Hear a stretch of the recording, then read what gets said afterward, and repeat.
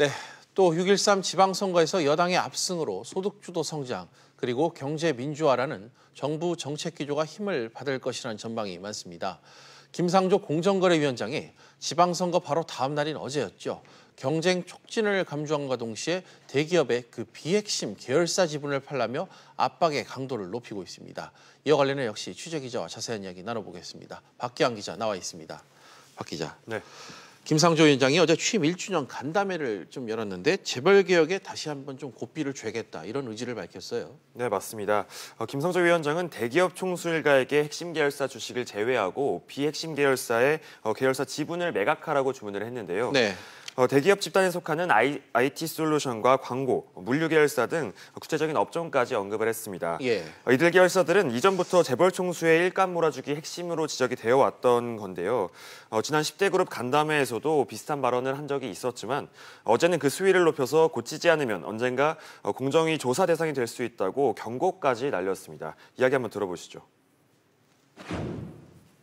대기업 집단의 대주주 일가들이 비주력 비상장사의 계열사 주식을 보유하고 그리고 일감 몰아주기 논란이 계속된다면 언젠가는 공정위의 조사, 제재 대상이 될 것임을 분명히 말씀드립니다.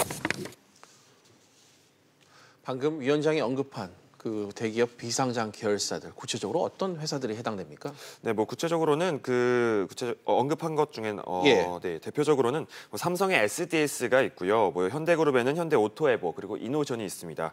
또 LG그룹 계열에는 서브원과 판토스 그리고 LG CNS 등이 여기에 속하는데요.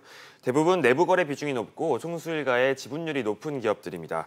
또 삼성 SDS만 해도 이재용 부회장의 지분을 팔면 1조 6천억 원의 규모에 이를 정도입니다. 굉장히 강한 어조로 지금 방금 화면에서도 보셨지만 그 김상조 위원장이 언급을 했습니다. 그런데 이렇게 팔라고 해서 법적으로 좀 가능한 사안인가요? 아닙니다. 김 위원장이 스스로도 이제 법적으로 강제할 수 없다고 이야기를 했었는데요. 대신에 사전 검토를 거쳐서 뭐 사익 편취와 부당 지원 혐의가 짙은 기업부터 순차적으로 조사를 해나가겠다고 말했습니다. 예.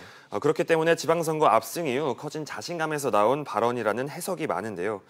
김 위원장은 하지만 선제적이고 자발적으로 개선책을 내놓으면 조사 순위에서 혜택을 주겠다고 시사하기도 했습니다. 이에 대해 일각에서는 법치주의를 훼손하는 발상이라는 지적도 나오고 있는데요. 또 재계는 업종 특성상 영업기밀을 지키기 위한 최소한의 조치라며 억울함을 호소하고 있습니다. 그렇군요.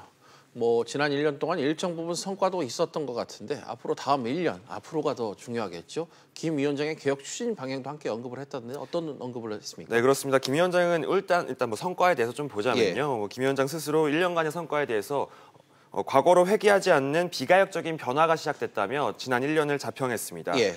또 일단은 뭐 4대 불공정 분야에 대한 대책도 나왔었고 재벌 개혁에 있어서 순환 출자 해소와 지주회사 전환 등 변화의 모습도 나타났다고 할 수가 있습니다.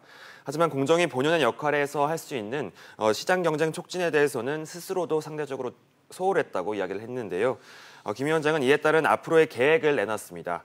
우선 유사한 신고 사건에 대해서 함께 모아서 처리하는 시스템을 도입하겠다고 말을 했고요. 또 혁신 성장을 위해서 기업 결합 심사에 걸리는 시간을 축소하도록 약속했습니다. 이와 함께 김 위원장이 업무 계획에서 목표로 정했던 공정거래법 전면 개편은 다음 달까지 초안을 마련하고 오는 8월까지 정부 입법 절차를 시작하겠다고 밝혔습니다. 네, 지금까지 박기환 기자와 이야기 나눠봤습니다.